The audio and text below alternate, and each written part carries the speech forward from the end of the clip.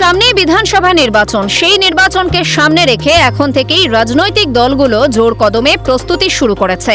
এই আবহে উত্তরবঙ্গের রাজনীতিতে তৃতীয় শক্তি হিসেবে আত্মপ্রকাশ তরাই ডুয়ার্স জনশক্তি ফ্রন্টের।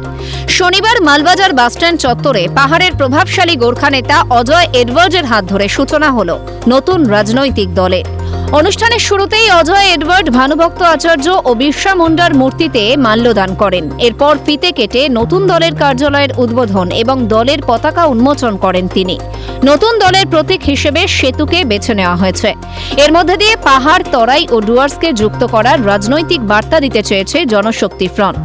শনিবার দলের পদাধিকারীদের হাতে নিয়োগপত্র তুলে দেন অজয় এডওয়ার্ড। দলের সভাপতির দায়িত্ব পেয়েছেন রাজেশ লাকড়া।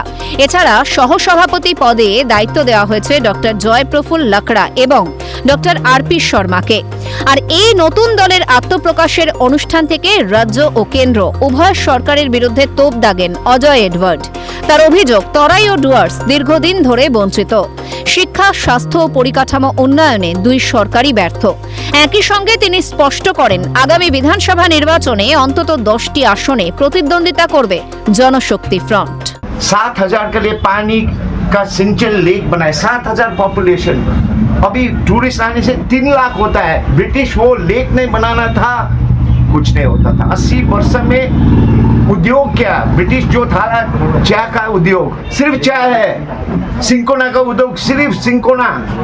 लेकिन जो भी सरकार आए, केंद्र में हो, बंगाल में हो, आदिवासी, गोरखा, वो क्या दिया है?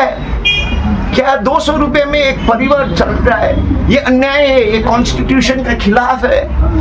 How many assembly seats you are targeted?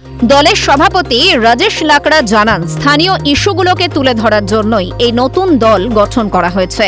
আজকে ধরে না, এটা 26 বছর ধরে আমরা ডুয়ার্সে চা বাগান বলেতে রাজনীতি করছি।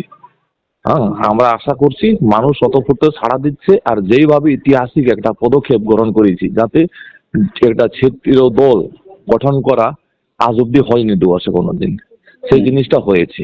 আর এখানে মূলত আমরা চাচ্ছি যে এখানে স্থানীয় ইস্যুগুলা, যেরকম 6ম তফসিল, পাহাড়ের নিজস্ব দাবি, রাজবংশীদের নিজস্ব দাবি, এই পার্টি থেকে সবাই নিজের নিজের দাবি তুলতে পারবে। এই জন্য আমরা এটা করেছি। সূত্রের খবর, আসন্ন বিধানসভা নির্বাচনে মাল, নাগরাকাটা, কালচিনি, কুমারগ্রাম ও মাদারিহাট আসনে জনশক্তি ফ্রন্ট প্রার্থী দিতে পারে। রাজনৈতিক মহলের একাংশের মতে 26-এর বিধানসভা নির্বাচনে উত্তরবঙ্গের অধিকাংশ আসনেই তৃণমূল ও বিজেপির মধ্যে সরাসরি লড়াই হতে চলেছে। এই প্রেক্ষাপটে তৃতীয় শক্তি হিসেবে তরাই ডুয়ার্স জনশক্তি ফ্রন্টের আত্মপ্রকাশ ভোটের ময়দানে কতটা প্রভাব ফেলবে তার উত্তর দেবে সময়। ঝুলম দেবের রিপোর্ট, ক্যালকাটা নিউজ।